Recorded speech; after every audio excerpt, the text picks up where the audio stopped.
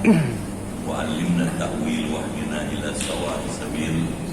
وبالسند متصل الإمام المفسر رحمه الله تعالى ونفعنا به وبعلومه وأدامنا بعلومه وبكم في الدارين آمين. وإلى حضرة النبي المصطفى رسول الله صلى الله عليه وآله وسلم. الفاتحة.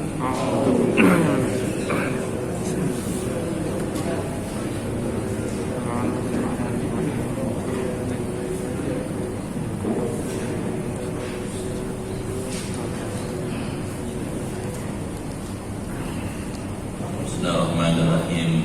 Ya Fattah ya Alim, Ya Fattah ya Alim, iftah abwaba qulubina bi nuri ma'rifatik wa akhrij alaina min dhulumatil jahli wal wahmi ila nuril fahmi wal ilmi. Iftah alaina abwaba ilmika kama fatahtaha ala anbiyaika wa ulamaika al-mutaqaddimin al-mutaakhirin. وانشر علينا رحمتك يا ذا الجلال والإكرام. اللهم سلمنا وسلم ديننا وسلم أهلنا وأولادنا وذريتنا وسلم جماعتنا وبالخصوص جماعة مسجد الكوثر من آفات الدنيا والآخرة. ولا تسلب وقت النزاع إيماننا ولا تسلط علينا من لا يخافك ولا يرحمنا. وارزقنا خير الدنيا والآخرة إنك على كل شيء قدير. ربنا آتنا في الدنيا حسنة وفي الآخرة حسنة وقنا عذاب النار. والحمد لله رب العالمين. Masyarul muslimin wal muslimat rahimakumullah, yang terhormat ketua dan pengurus DKM Masjid Al-Kautsar, yang terhormat ketua dan pengurus Yayasan Masjid Al-Kautsar, Bapak Ibu dan hadirat sekalian, keluarga besar Masjid Al-Kautsar yang dimuliakan dan dirahmati Allah Subhanahu wa taala. Malam ini kita bersyukur dengan rahmat Allah dapat kembali bertemu bermuajahah di masjid yang kita muliakan ini. Untuk itu saya menyampaikan apresiasi dan penghargaan yang tinggi dan ucapan terima kasih atas pilihan Bapak Ibu hadir di Masjid Al-Kautsar malam ini. Doakan semua yang hadir beserta keluarga di rumah sehat, amin, panjang umur, amin, kuat iman, giat beribadah, banyak rezekinya, maju usahanya, hidupnya berkah, keluarganya sakinah, dan bisa husnul khatimah.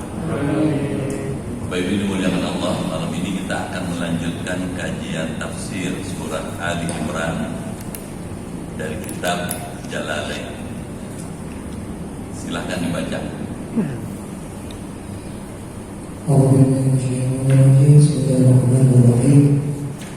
Yawma tabyaddu wujuhun wa taswaddu wujuh, ay yawmal qiyamati fa amma alladziina aswaddat wujuhuhum وهم الكافرون فيلقون في النار ويقال لهم توبيخا أكفرتم بعد إيمانكم يوم أخذ الميثاق فذوقوا العذاب بما كنتم تكفرون.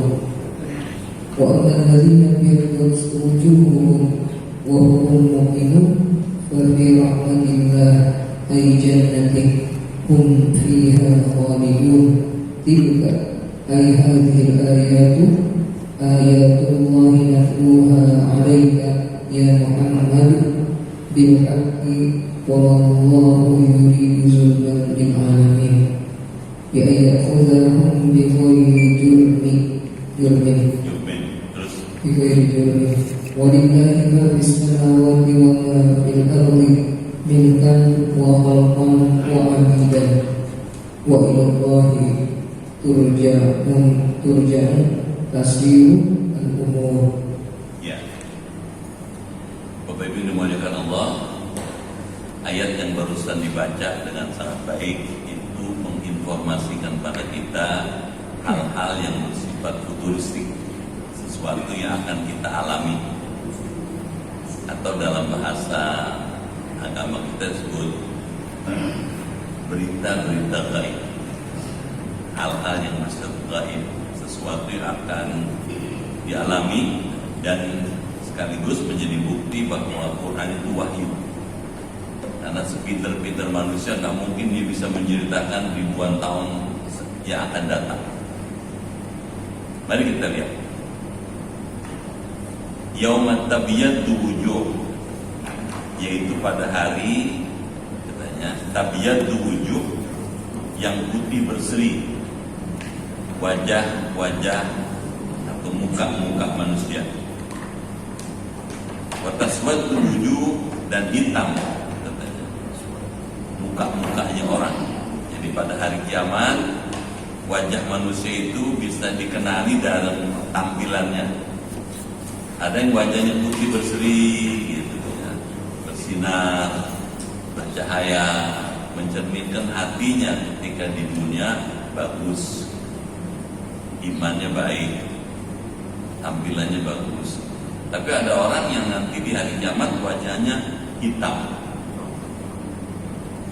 legam, yaumul qiyamah, yaitu hari kiamat. Jadi persoalan, siapa yang hitam wajahnya itu, siapa yang putih bersih wajahnya? Ayat berikutnya memberikan penjelasan. Fa ammal ladzina aswaddat wujuhum, adapun orang-orang yang hitam muram mukanya, wa humul kafirun, mereka adalah orang-orang kafir. Kenapa muram? Menyesal, takut, dan cemas akan apa yang akan dialami setelah itu. Fayuqawna finnar, lalu dilemparkan mereka ke dalam api neraka. Wa yuqalu lahum, dan ketika dilemparkan, dicampakkan ke dalam api neraka itu, dikatakan kepada mereka taubihan, sebagai bentuk teguran, merupakan teguran, ditegur sama Allah. Akafartum ba'da imanikum, kenapa kamu kufur sesudah kamu beriman? Pertanyaannya, kapan berimannya? Orang macam Abu Jahal, Abu Lahab, kapan berimannya? Katanya. Oleh Imam Jalali kasih keterangan, yaum akhdil mitsaq, pada hari katanya perjanjian atau janji mitsaq itu, pengambilan janji sebelum orang lahir ke dunia. Seperti Bapak Ibu sudah tahu bahwa sebelum lahir ke dunia, orang dikumpulkan di alam arwah. Ketika orang berada di alam arwah, disitulah terjadi perjanjian akhdul mitsaq. Waktu itu Allah bertanya, alastu birabbikum, bukankah saya Tuhan kamu? Ketika itu seluruh ruh manusia jawab, bala syahidna, bahkan kami bersaksi engkau saja yang kami sembah. Jadi orang sebelum lahir ke dunia sudah beriman, sudah percaya kalau Allah itu yang disembah. Tapi begitu lahir ke dunia, hanyut dalam persoalan-persoalan keduniaan, mereka justru kufur. Makanya ditanya, akafartum ba'da imanikum, mengapa kamu kufur setelah kamu dulu sebelum ini beriman?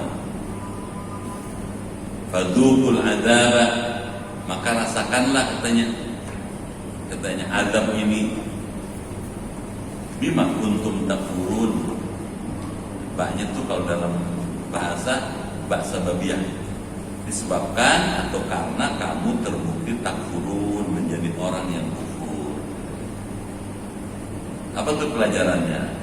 Ayat ini kalau kita sederhanakan, dia menjelaskan tentang informasi masa depan.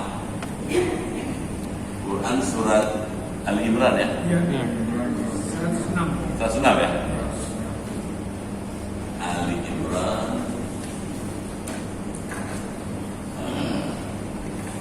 106. Kenapa ada angka 3-nya? Karena dia surat ketiga. Jadi Al-Fatihah, Al-Baqarah, baru Al-Imran.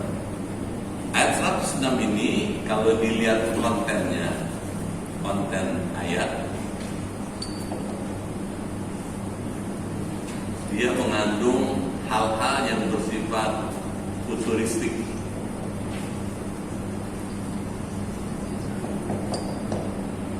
Apa itu futuristik? Sesuatu yang bakal terjadi di masa depan, in the future kan. Jadi kiamat, gitu, ya. Soal-soal kiamat.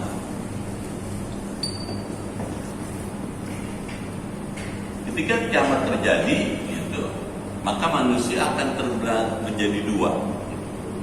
Ada pengelompokan manusia.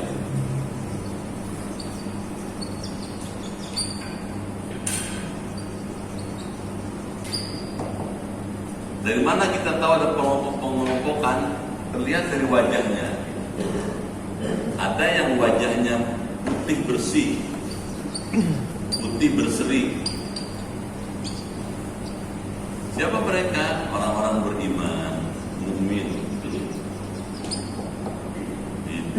Wajahnya putih berseri. Kenapa putih? Ya karena hatinya bersih.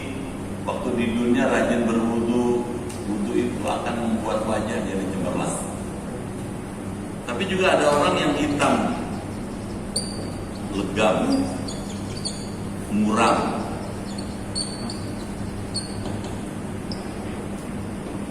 Siapa mereka yang hitam, legam, dan muram itu? Minal kafirin, orang-orang yang tidak beriman.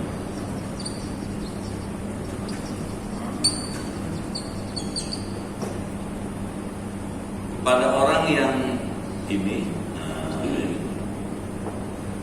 ya, kalau kita kasih adendum 2, nanti Allah bakal tegur dia. Kenapa kamu? Ditanya. Dulu kamu beriman, sekarang justru gak beriman. Gitu. Kenapa kamu menyimpang? Dulu janji bakal beriman, bakal percaya, bakal menyembah Allah waktu alam arwah. Begitu lahir ke dunia kok nyimpang gitu. Jadi Allah akan mempertanyakan inkonsistensinya itu. Kenapa kamu inkonsisten?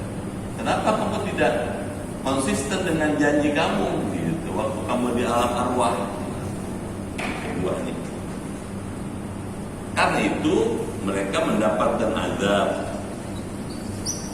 Jadi azab itu balasan atas inkonsistensi orang-orang kufur ini.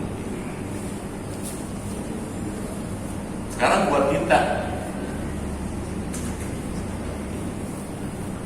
ayat ini mengingatkan sikap kita.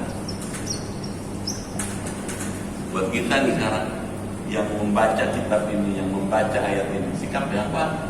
Kita diingatkan oleh Allah agar hidup ini yang benar mesti istiqomah.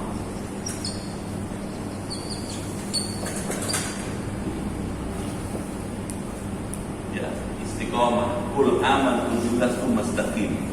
Istiqomah artinya dulu waktu di alam arwah kita beriman, percaya pada Allah, sekarang juga kita terusin dong. Gitu. Nah, orang yang hidupnya dengan istiqomah akan pindah tempatnya, tidak di sini tapi di sini. Tidak yang di kalangan hitam legam, tapi di kalangan yang putih bersih.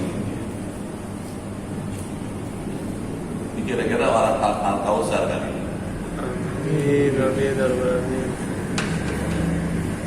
Terus apalagi sikap yang bagus dibangun, sering berwudu, banyak wudu.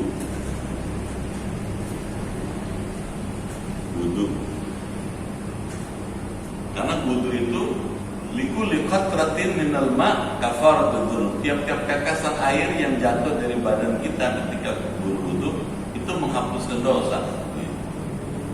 Dosanya ada di muka, dosa di tangan, di kaki. Kalau terus-terusan lama-lama bersih itu. Jadi banyak wudu, dawamul wudu.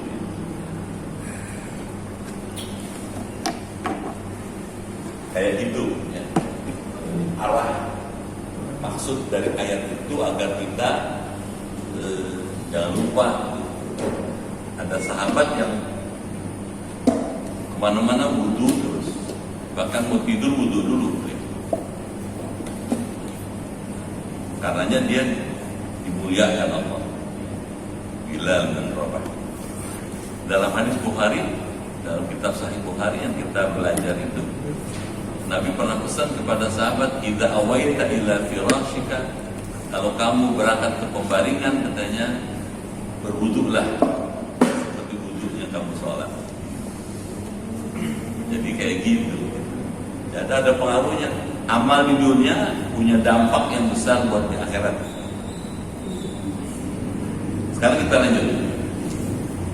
Wa ammal ladzina biyaddat wujuhum, dan adapun orang-orang yang putih berseri mukanya, wajahnya putih berseri.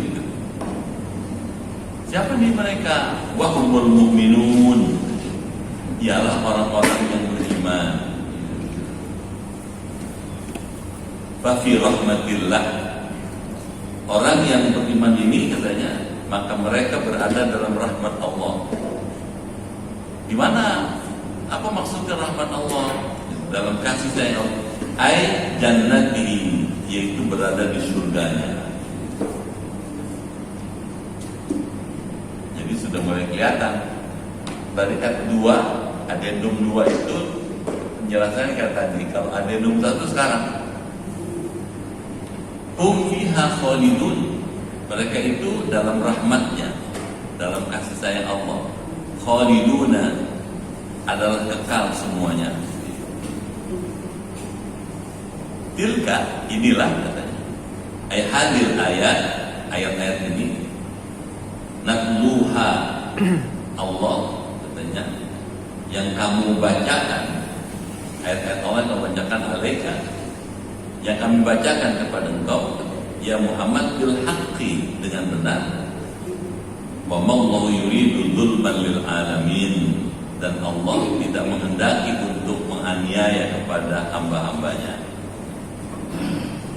Ayyakhudahum bighairi jurmin, dengan secara menyiksa mereka bukan dengan sebab dosa. Apa ayat pelajarannya? Adendum 1 ini yang ngasih tahu. Kalau tadi ayat 2 ya. Sekarang ayat 1 yang dikasih terang. Quran surat ketiga 107. Ini menjelaskan lanjutannya nih. Ya, penjelasan lanjut. Ayat sebelumnya. Ayat 1 ini ayat 1 ini ya. Yang putih berseri ini katanya, mereka adalah orang beriman, mukmin, orang-orang yang beriman kepada Allah, yang selalu mempertahankan imannya dengan baik, merawat imannya dengan baik. Yang kedua, mereka berada dalam surga. Kenapa surga? Karena amalnya baik, amal solehnya banyak. Jadi dalam surganya Allah. Keterangan berikutnya, mereka khalidina fiha, kekal.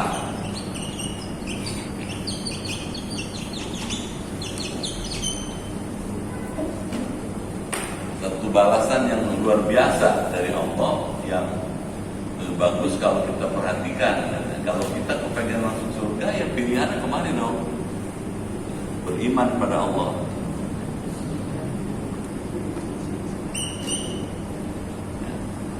Ayat ini kemudian punya pesan. Pesannya apa tuh? Ada message-nya. Iman yang kita miliki ini anugerah Allah.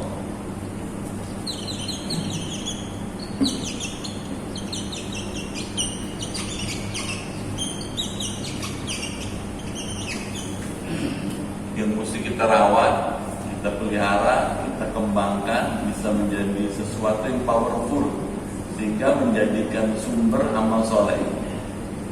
Orang amal soleh karena imannya bagus. Karena iman anugerah Allah, maka merawatnya menjadi wajib. Wajib merawatnya. Dirawat, dijaga, dikelola. Kenapa mesti dirawat? Supaya kita konsisten ke sini nih, gitu. Ada pada posisi sini. Persoalannya kemudian muncul bagaimana merawat iman, gitu. Bagaimana merawat iman itu? Supaya iman itu teguh, kuat, kokoh dan tidak berubah kayak orang ini nih. Jangan sampai ayat tadi itu kita termasuk yang kelompok sini. Supaya kita tidak termasuk orang yang inkonsisten. Merawatnya oleh para ulama diajarin. Ada syekh namanya Abdullah Al-Antoqi. Al-Antoqi.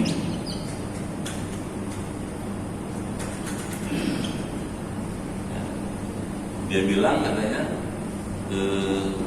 merawat iman itu ada 5 caranya. Orang sudah tahu ya, tapi nggak apa-apa. Yang pertama katanya tilawatul Quran bitadabbur. Membaca Quran tilawah.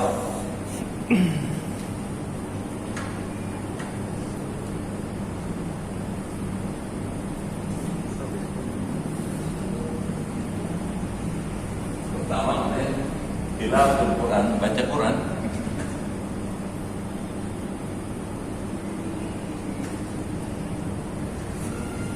Apalagi dengan memahami maknanya.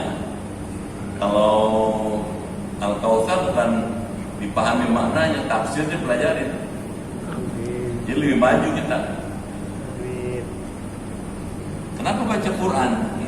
Karena Quran itu kalau dibaca dia bisa mencerahkan hati, mencerahkan jiwa. Kenapa hati? Katanya karena hati itu isinya iman. Pernah saya jelaskan ya. Iman itu ada di hati manusia. Ketika hati itu disirami dengan Quran, dia akan subur ya. Imannya akan subur ya. Kalau imannya subur, kuat, itu dia akan menjadi sumber pendorong munculnya aktivitas positif seperti amal soleh. Jadi merawat iman, tilawatul Quran bitadabbur, memahami Quran dengan baik sambil dibaca. Banyak, 115 surat. Bapak boleh pilih mana aja. 6.000 ayat lebih, 6.236 ayat. Baca yang mana tuh? Urut boleh. Satu hari satu juz. Atau ayat-ayat surat-surat yang favorit. Boleh juga semampunya kita. Yang lebih bagus kalau bisa mudawamah. 1 bulan 1 Quran khatam. Dan ini akan menjadi kebiasaan. Salah satu habit orang Islam itu baca Quran. Nabi Muhammad biar sudah jadi Rasul itu kalau baca kitab Sahih Bukhari itu, tapi sambil tiduran begitu baca Quran, sambil rebahan gitu, baca Quran, tilawatul Quran. Yang kedua, dalam rangka merawat iman supaya kita tetap konsisten, ya, tidak masuk ke kelompok sini, salatul lail. Salat malam. Buat apa salat malam? Ada hadis kata Nabi, afdhalus shalah ba'dal fardhah salatul lail. Seutama-utama salat setelah salat fardu salat malam. Kenapa salat malam? Karena di waktu malam itulah Allah menurunkan rahmat yang begitu besar. Bahkan ada hadis qudsi, sepertiga malam terakhir itu Allah menawarkan, manil ladzina yastaghfiruni yastaghfiru li aghfir lakum. Siapa di antara kamu yang mau minta ampunlah kepada saya ampuni pasti. Tawarin tuh. Jadi peluangnya besar sekali kalau mau dapat ampunan Allah. Manil ladzina yas'aluni is'aluni u'tikum. Siapa yang mau minta kepada saya, mintalah sekarang. Saya kasih. Saya berikan yang kamu minta. Ini momentum mahal. Karena mahal, orang yang cerdas memanfaatkan itu. Di samping mahal momentumnya, juga punya makna besar buat merawat iman. Yang ketiga itu mujalasatus sholihin. Mujalasah. Ini kajian-kajian Islam, bergaul dengan orang-orang soleh, kajian-kajian Islam. Ini menyuburkan iman, memperbagus iman. Barangkali kalau kita hitung-hitung nggak berat lah, ngaji seminggu sejam kan, 2 jam ya, malam Rabu ya, malam Rabu ya, kayak Tamir. Kalau 1 hari 24 jam, 7 hari berapa? Betul nggak? Seminggu kan 7 hari kan? Iya. 7 kali 24 168. Hah? Betul nggak? Betul. 168. Kalau kita ngaji 1 jam aja, lebihnya masih banyak nih, sabar-sabar. Katakanlah 2 jam dengan Kiai Tamir. Begitu. Coba 2/168 berapa nih? Ya. Ada kalkulator nggak? Coba 2/168 nggak banyak. 0, sekian. Kalau dihitung-hitung nggak banyak pengorbanan kita, tapi gara-gara ngaji 2 jam, amal seminggu ketutup nih. Kalau 1 jam Allah kasih pahala 1000 rakaat, 2 jam 2000 rakaat. Pernah nggak sholat 2000 rakaat? Boro-boro 2000, terawihnya minta korting. Coba nih, jadi luar biasa gitu loh. Ini kalau dikali persentase nggak banyak. Kadang-kadang ngaji kepake hitung-hitungan juga, supaya tahu gitu loh. 1%. Ada 1% ya? Kurang dari 1%, kurang dari 1%. Padahal kita punya waktu luang banyak, rugi kalau nggak ngaji gitu. Ada riwayat hadis menyebutkan kalau 1 jam kita sama dengan nengokin orang sakit 1000 orang. Kalau 1 orang sakit kita bawain parsit 300.000 aja. Jadi Bapak ngaji 1 jam itu sama dengan sedekah 300 juta. Kalau 2 jam 600 juta seminggu. Jarang orang sedekah 600 juta ya. 600.000 aja jarang. Kayaknya 2.000 katanya Pak. Ngaji luar biasa loh gitu. Kalau hitung-hitungan gini, malu kita sama Allah nih. Gitu. Banyak yang kita hambur-hamburkan umur kita itu. Padahal ini sangat produktif gitu. Jadi kajian Islam itu bagus. Yang keempat itu batnun ja'id. Kalau bahasa Arab batnun ja'id. Ya. Kalau terjemahnya perut kosong, perut yang lapar. Apa maknanya? Hidup sederhana.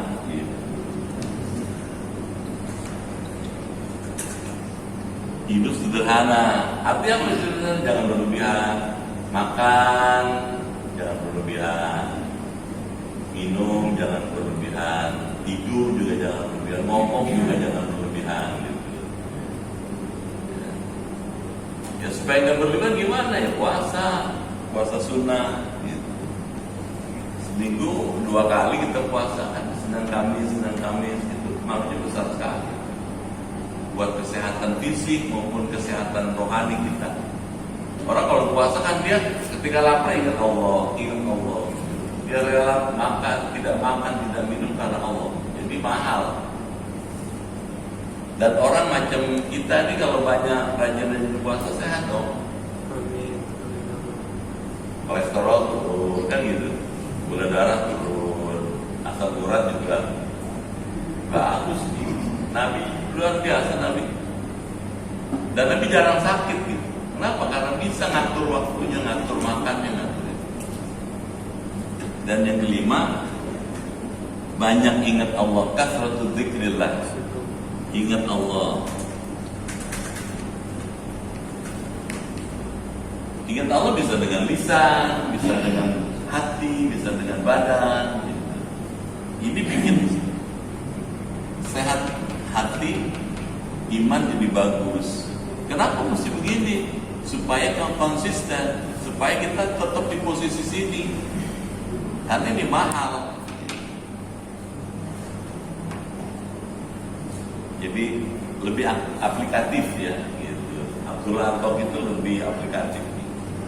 Ini aja gitu.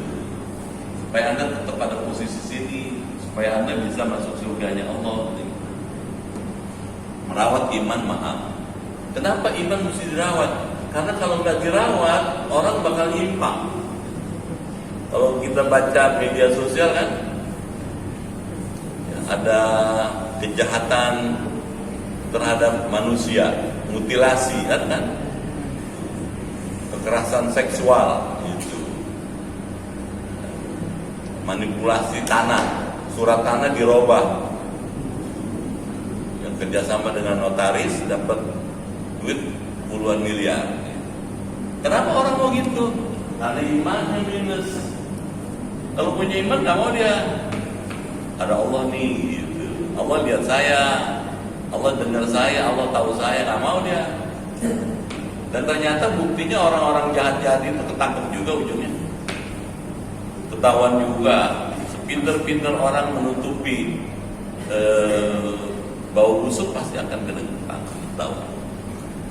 Kalau begitu, merawat iman adalah pilihan yang sangat strategis menghadapi zaman yang terus berubah. Kalau enggak kita lupa gitu. Kita lanjut lagi sekarang.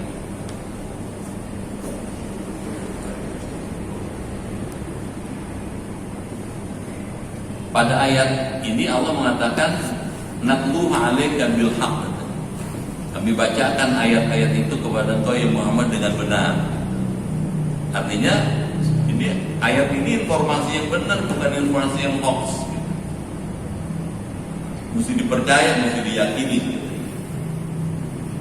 Yang kedua katanya Allah tidak mungkin menzalimi hambanya. Allah tidak mungkin menyiksa orang tanpa sebab ada berbuat dosa. Jadi Allah adil. Sampai situ ya.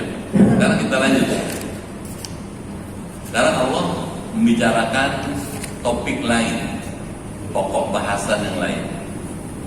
Walillahi ma fis samawati wa ma fil ardh. Kepunyaan Allah lah kalau saya menerjemahkan. Semua yang ada di langit maupun semua yang ada di bumi. Apa artinya? Yang ada di langit matahari, bulan, bintang, planet itu milik Allah. Kalau dikatakan itu milik Allah, milkan wa khalqan wa abidan, miliknya, ciptaannya dan hamba-hambanya. Kalau begitu, salah kalau ada orang nyembah matahari. Kenapa? Kalau dikatakan semua yang ada di langit itu milik Allah, berarti mereka tunduk pada kuasa Allah. Nalarnya sederhana. Kalau ini milik saya, dia mesti tunduk dong sama saya. Benar nggak? Dia mesti ngikut sama saya. Saya kantongin boleh kan? Boleh. Saya taruh di meja boleh nggak? Boleh. Saya banting juga boleh. Suka-suka saya, punya saya kan? Apa maknanya? Dia nggak berkuasa. Karena dia tidak berkuasa, maka tidak patut kita menyembah selain Allah. Ayat ini ingin mengarahkan perhatian kita, sembahlah Allah, pencipta alam semesta itu. Yang ada di bumi juga milik Allah. Apa contohnya? Gunung, danau, sungai, laut, manusia, itu milik Allah. Di mana milik Allahnya? Manusia, sehebat apapun manusia, dia mesti tunduk pada kuasa Allah. Suka atau tidak suka, kalau Allah mencabut nyawanya, dia nggak bisa nolak. Nggak bisa dia nolak. Makanya Allah sebut Al-Qahar. Qahar itu yang bisa memaksa. Kalau dia mau mencabut nyawa orang, dia nggak perlu minta izin. Subhanallah. Kalau begitu gimana? Gitu. Semua ada di bumi milik Allah. Nggak pantas, salah kalau ada orang nyembah batu. Misalnya. Keliru kalau ada orang nyembah pohon. Gitu. Dia itu milkan wa khalqan wa abidan. Itu milik Allah. Gitu. Itu ciptaan Allah. Gitu. Karenanya di ujung ayat dikatakan wa ilallahi turja'ul umur. Hanya kepada Allah lah dikembalikan semua urusan. Urusan apa aja? Kembalinya pada Allah. Jadi ayat ini punya muatan teologis.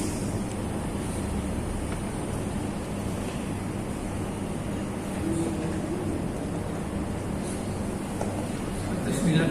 Sembilan ya? Ya. Sembilan. Dulu ini tinggalnya 106, 107 juga ya? Benar. 108 tadi. Ini 108. Itu benar 7 itu, Ustaz. Hah? 7 itu benar itu. Ini? Nah, yang 108 ini 7 itu. Oh ini? 7. Nah, cuma yang 8 kan enggak ditulis itu. Oh gitu? 108 udah diterangin. Udah diterangin, Ya. Oke, ini 110, 109 ya? Sembilan. Nah, ini muatannya apa nih? Gitu. Konten ayat. Satu, mengandung muatan teologis. Di mana muatan teologisnya? Bahwa semua yang ada di langit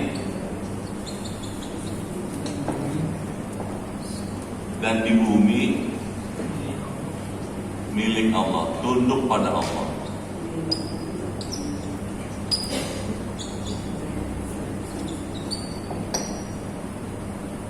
Kalau tunduk pada Allah, gitu,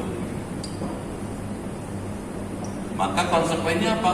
Semua persoalan pada Allah, kembali pada Allah. Karena Allah itu fokusnya.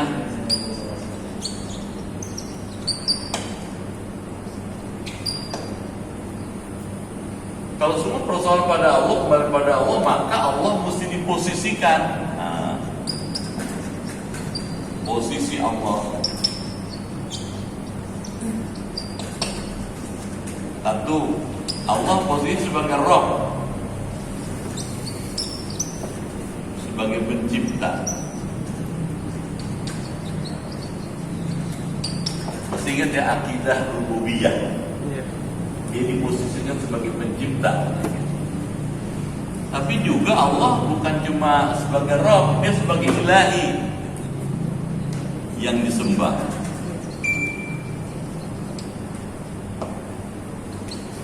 Oleh hambanya. Sembah. Bapak tadi sholat isya, itu sholat isya. Itu memposisi Allah, memposisikan Allah dalam dua posisi, sebagai Rabb maupun sebagai ilahi. Ada orang tahu kalau Allah ada, tapi dia tidak diposisikan sebagai ilahi. Abu Lahab, dia tahu kalau Allah ada, tapi dia tidak menyembah Allah. Kalau Bapak Ibu tahu kalau Allah ada, diposisikan sebagai Rabb pencipta, tapi sekaligus sebagai ilahi yang disembah. Bapak mau sujud, mau ibadah, karena Allah.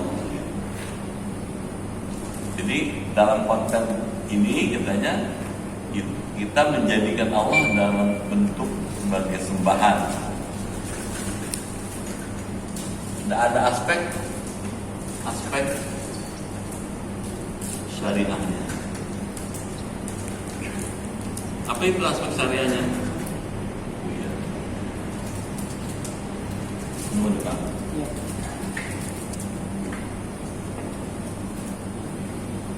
Jadi kalau dikaji-kaji gitu dari sudut teologi, ada juga dari sudut ritual ibadahnya. Kalau itu benar dong, Allah mengatakan wa ma khalaqtul jinna wal insa illa liya'budun. Benar. Tidaklah aku ciptakan jin dan manusia kecuali untuk mengabdi kepada aku. Ibadah. Ya. Berdekat ya tadi. Ya. Kalau gitu katanya hidup ini untuk ibadah.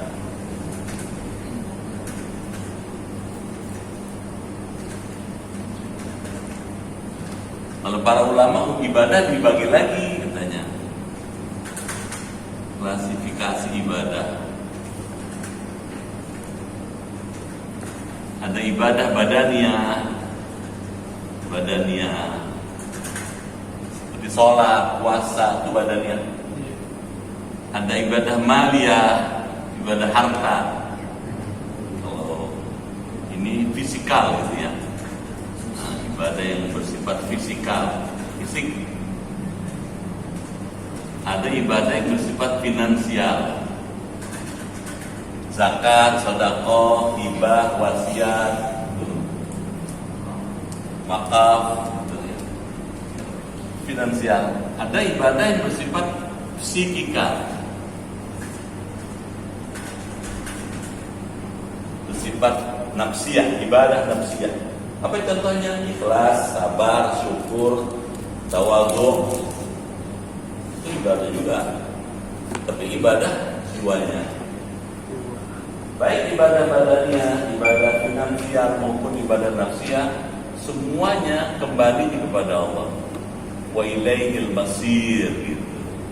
Wa ilallahi turja'ul umur. Segala urusan difokuskan kembali kepada Allah. Jadi mula-mula ngomong-ngomong soal langit bumi, ujungnya ngajak kita ibadah. Gampang memang ke sana. Tujuan diciptakan manusia untuk ibadah. Baik.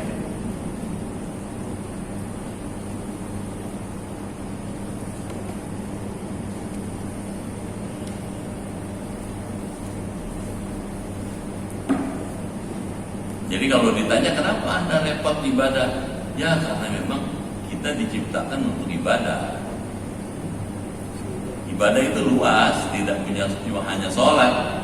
Bapak dagang, bapak kerja, usaha, gitu. Bekerja di tempat tugas masing-masing itu juga ibadah. Asal niatnya karena Allah.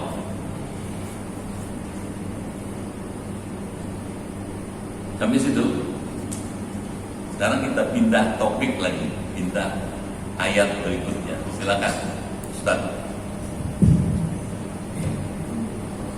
Untuk ya umat Muhammadin ya Allahi ta'ala khairu ummatin ukhrijat fis-sahawat linnasi ta'muruna bil ma'rufi wa tanhauna 'anil munkari wa tu'minuna billahi walau amana ahlul kitabi lakana al-imanu khairan lahum minhumul mu'minuna ka'abdillahi ibni Salam radhiyallahu anhu wa ashabihi wa aktsaruhum fasiqun. Baik. Sekarang kita pindah pada topik yang berikutnya. Kuntum, terbukti kamu. Kalau bahasa saya, jadilah kamu, ya umat Muhammad, hai umat Nabi Muhammad, fi ilmillahi ta'ala, dalam pengetahuan Allah Ta'ala yang maha luhur, maha tinggi. Khairu ummatin, adalah sebaik-baik umat. Jadi kita disuruh menjadi umat terbaik. Jangan jadi asal jadi manusia aja. Kita mesti punya tekad, mesti punya obsesi bagaimana jadi orang terbaik, jadi manusia terbaik, umat terbaik. Seperti apa katanya? Ukhrijat, udhirat linnas, yang dilahirkan untuk katanya manusia. Jadi jadilah orang terbaik di tengah-tengah manusia yang begini banyak. Ta'muruna bil ma'ruf. Apa contohnya orang yang terbaik punya ciri? Ta'muruna bil ma'ruf katanya senang menyuruh orang untuk berbuat kebaikan. Jadi orang yang khair ummah itu suka ngajak orang berbuat baik. Kalau ada orang nggak sholat, kita ajak sampai mau sholat. Kalau ada orang nggak ngaji, kita ajak. Malam Sabtu ada pengajian loh. Malam apalah Kamis ya. Ustaz Amin, ada juga gitu, ngajak. Sampai dia mau ngaji, sampai dia mau belajar, dapat pahala. Jadi setiap bapak ngaji, teman itu ngaji, bapak dapat pahala double. Kalau 1, kalau 5 yang diajak. Yang kedua katanya ciri khairul ummah itu umat terbaik wa tanhauna 'anil munkar, mencegah dari kemungkaran. Mencegah dari kemungkaran. Artinya apa? Apa itu munkar? Munkar itu sesuatu yang bertentangan dengan syariat. Misalnya zina kan bertentangan dengan syariat. Judi bertentangan dengan syariat. Kalau kita tahu ada orang zina, orang judi, kita cegah agar berhenti dari zina, berhenti dari judi. Nah, kita termasuk khairul ummah, umat terbaik. Yang ketiga katanya wa tu'minuna billah, dan beriman kepada Allah. Apa maknanya? Umat yang terbaik kalau beriman. Kalau nggak beriman dan direken sama Allah. Kenapa? Karena dia nggak menggunakan kemampuan yang dimiliki untuk bisa memahami Allah. Bagaimana? Punya akal nggak digunakan, punya hati nggak dipakai, punya mata nggak mau digunakan. Jadi hina dia. Itu sebabnya orang terbaik kalau dia beriman, hasil memfungsikan seluruh fasilitas yang diberikan Allah, pendengaran, penglihatan, hati, akal, itu akan menghasilkan iman pada Allah. Jadi ayat berapa nih? 11 ya? 10. Ayat 10.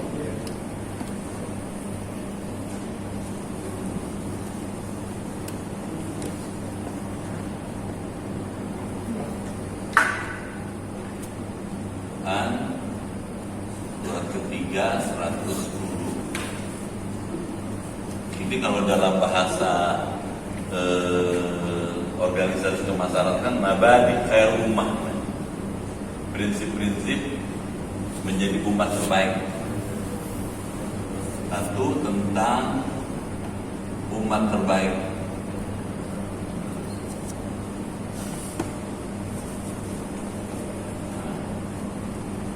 Gimana jadi umat terbaik? Satu, gitu, senang mengajak pada kebaikan. Jadi ngajak kebaikan, orientasi pada kebaikan. Bagaimana mencetak kebaikan, ngajak orang berbuat baik. Yang kedua, suka mencegah kejahatan. Kenapa kejahatan dicegah? Karena merusak dia. Kalau kebaikan dia bersifat konstruktif, membangun. Kalau kejahatan merusak, karena merusak dicegah dong. Yang ketiga, orang disebut umat terbaik kalau punya sifat beriman pada Allah.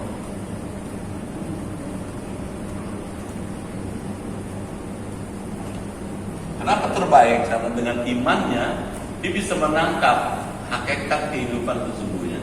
Dia percaya ada Allah. Dia gunakan semua yang dimilikinya untuk memahami alam semesta ini. Kesimpulannya dia percaya ada Allah. Orang kayak begini terbaik ya.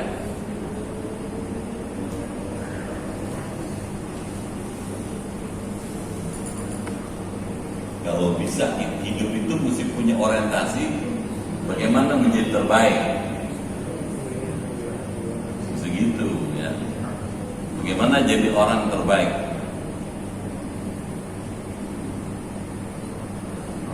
Walau amana ahlul kitab, dan kalau sekiranya beriman ahli kitab, kalau pakai bahasa yang lebih bagus, seandainya orang ahli kitab itu beriman. Siapa ahli kitab? Yahudi Nasrani. Pertanyaannya, apa mereka nggak beriman? Beriman, cuma imannya tidak seperti yang diajarkan Allah.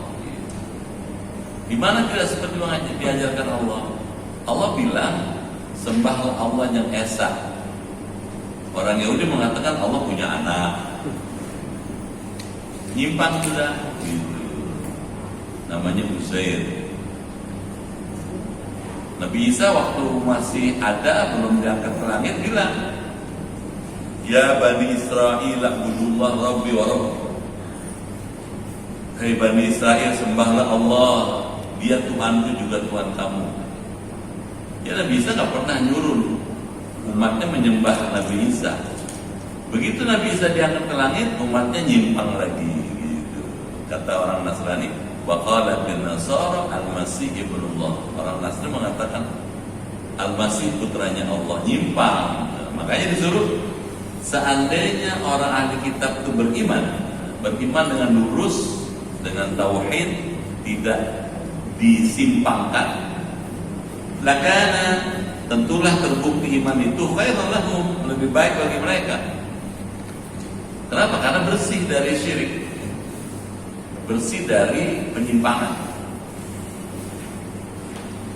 Minhum, dan sebahagian dari mereka katanya al-mu'minun, ada yang beriman. Siapa contohnya? Ka Abdullah ibn Salam radhiyallahu anhu ashabi. Seperti Abdullah bin Salam, ya semoga Allah meridhoinya, dan para sahabatnya. Jadi ada orang Yahudi yang kemudian beriman kepada Nabi Muhammad gitu. Maksudnya ayat ini ngasih tahu orang Yahudi yang benar itu kayak Abdullah bin Salam gitu. Itu pun pernah dikritik sama Allah Abdullah bin Salam, karena ketika dia masuk Islam, menyatakan Islam, dia masih mempertahankan tradisi Yahudinya, masih mengagungkan hari Sabtu, masih nggak mau makan daging unta. Padahal kalau sudah Muslim, dia tidak lagi mesti mempertahankan tradisi lamanya gitu. Dikritik sama Allah, jangan gitu dong gitu. Tapi Abdullah bin Salam masih jauh lebih bagus dibandingkan yang lain, karena dia jujur. Begitu tahu Nabi Muhammad, saya beriman kepada kamu gitu. Ketemu Nabi Muhammad langsung beriman, karena dia tahu inilah Nabi dijanjikan dalam kitab Taurat. Wa aktsaruhum fasikun katanya. Dan kebanyakan mereka orang Yahudi Nasrani, orang-orang yang fasik. Fasik apa? Kafirun, yaitu orang-orang yang tidak percaya kepada Allah gitu. Sayang, ayat ini ingin memberikan kepada kita ya, catatan yang kedua. Ahli kitab bisa jadi terbaik. Seperti kalau ini umat Islam, ya umat terbaik di 1, 2, 3. Ahli kitab juga bisa terbaik gitu. Kalau punya kriteria seperti diajarkan dalam ayat itu, beriman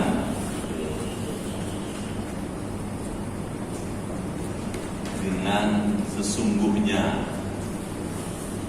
artinya tauhid. Contohnya siapa? Contoh yang sangat jelas Abdullah bin Salam. Jadi ayat ini mengapresiasi, ada loh orang Yahudi yang baik katanya gitu. Malah yang terbaik siapa itu? Abdullah bin Salam. Ada juga Yahudi yang kesono mau kemarin mau. Kalau ketemu Nabi Muhammad bilang, saya Muslim katanya, saya seperti kamu kok. Gitu. Tapi kalau ketemu sama orang Yahudi, saya tetap Yahudi meskipun saya bergaul dengan orang Islam. Nah, Abdullah bin Ubay bin Salul. Abdullah bin Ubay bin Salul itu sholat. Kalau waktu sholat dia sholat. Cuma sholatnya kalau siang doang. Zuhur sholat dia.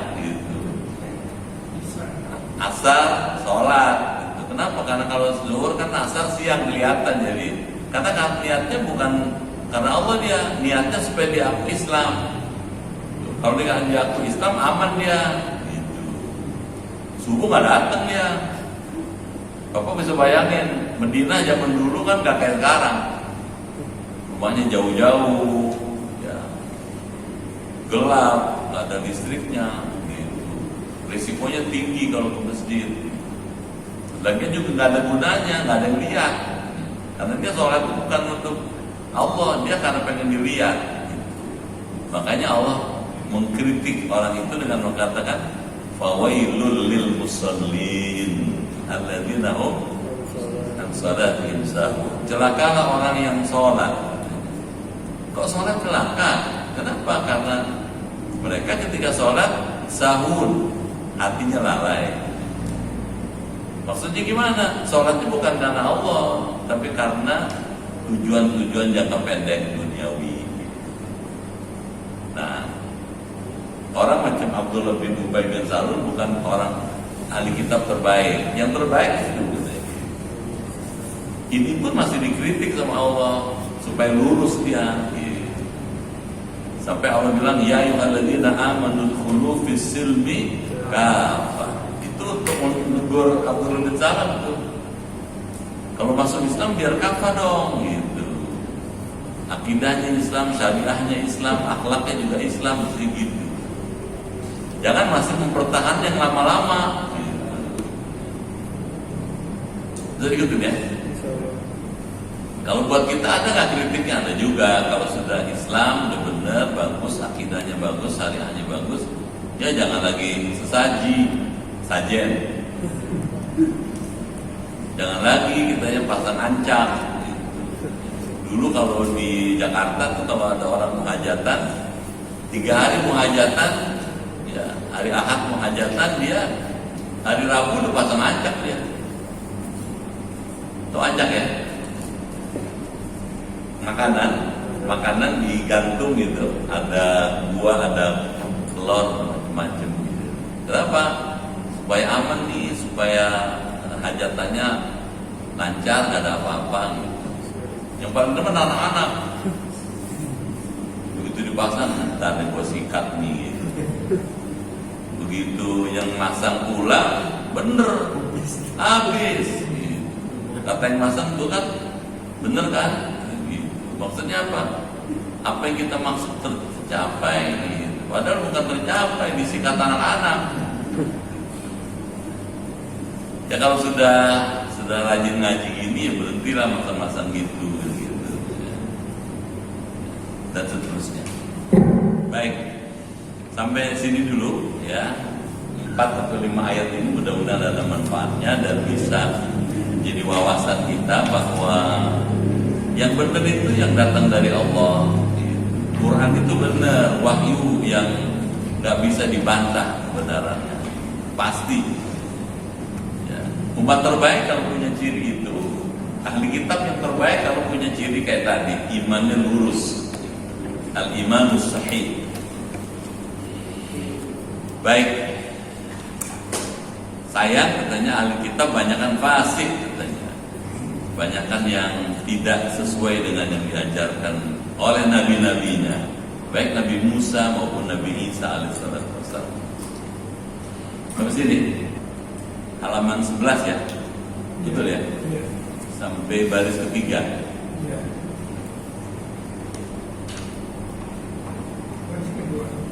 Baris kedua.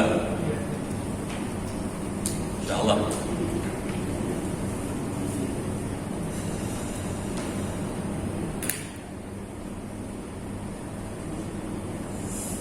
Kalau nggak ada lagi kita tutup ya. Apa bedanya atau perbedaan samaannya atau perbedaan antara rahmat dan berkah? Ya. Apa itu rahmat? Apa itu barokah? Itu tersimpul dari doa kita. Assalamualaikum warahmatullahi wabarakatuh. Yang pertama, assalam berarti keselamatan. Ar-rahmah itu kasih sayang Allah. Rahmat itu bentuknya bisa macam-macam, Pak. Kesehatan, rezeki, gitu, ya, kebaikan, ketentraman, ketenangan, itu rahmat Allah juga. Apa itu barokah? Barokah mazid minal khair, bertambah-tambah kebaikannya. Misalnya ada orang punya uang 1 juta, si B juga sama-sama 1 juta, tapi si A ketika punya uang 1 juta dipakai buat hal-hal yang konsumtif, buat nonton, buat makan, buat ngobrol, buat rokok, buat macam-macam, habis 1 juta. Si B 1 juta sama-sama dipakai sedekah, ngasih anak yatim, fakir miskin, nolongin orang, sama-sama habis 1 juta. Yang berkah yang mana? Si B ini, karena dia punya nilai tambah yang besar sekali. Dengan uang 1 juta itu dia punya manfaatnya kemana-mana. Nah berkah itu kayak gitu. Meskipun punya 1 juta tapi nilai manfaatnya besar, bukan cuma di dunia sampai ke akhirat. Jadi kalau kita dikasih kesehatan dalam bentuk rahmat Allah, kita minta berkah. Jadikan sehat itu berkah buat saya. Gitu. Dengan sebab saya sehat, saya bisa ibadah, bisa nolong orang, bisa berbuat baik, bisa ngurus ini. Itu barokah. Itu sebabnya kalau kita diucapkan salam oleh orang, idza huyitum bitahiyyatin fahayyu bi ahsana minha aw rudduha.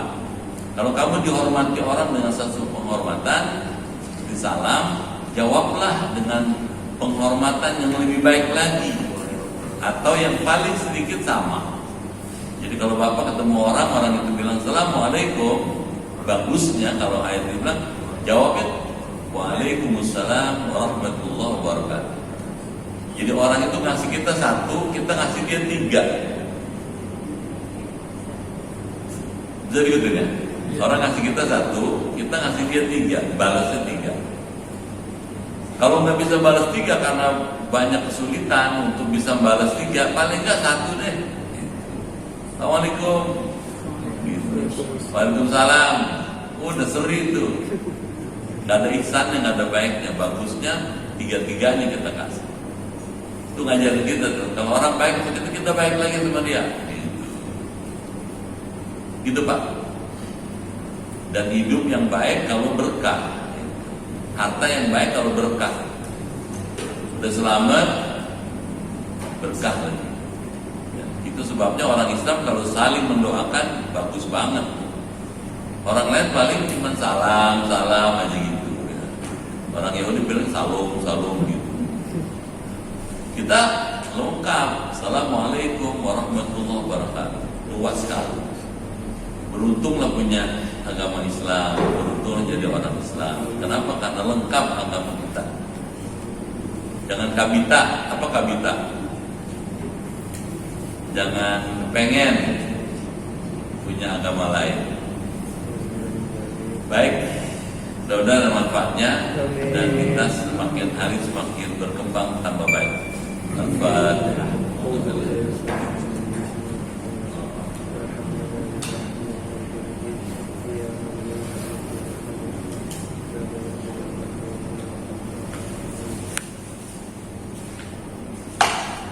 Bismillahirrahmanirrahim. Allahumma bihaqqil Qur'an wa bi kalamikal qadim wa bi Muhammadin khatamin nabiyyin wa bi haqqi ummil Qur'an. Alimna al-Qur'an wa faqihna fid din wa 'allimna ta'wil wa hdina ila sawa'is sabil. Allahumma inna nas'aluka imanan kamilan wa yaqinan sadiqan wa rizqan wasi'an wa qalban khashi'an wa lisanan dhakiran wa badanan sabiran wal afwa indal hisab wa najata minan nar. Allah takhtim lana bi husnil khatimah wa la takhtim alaina bis su'il khatimah. Rabbana atina fid dunya hasanah wa fil akhirati hasanah wa qina adzabannar. Walhamdulillahi rabbil alamin. Sekian, kurang mohon maaf, terima kasih, sampai jumpa lagi.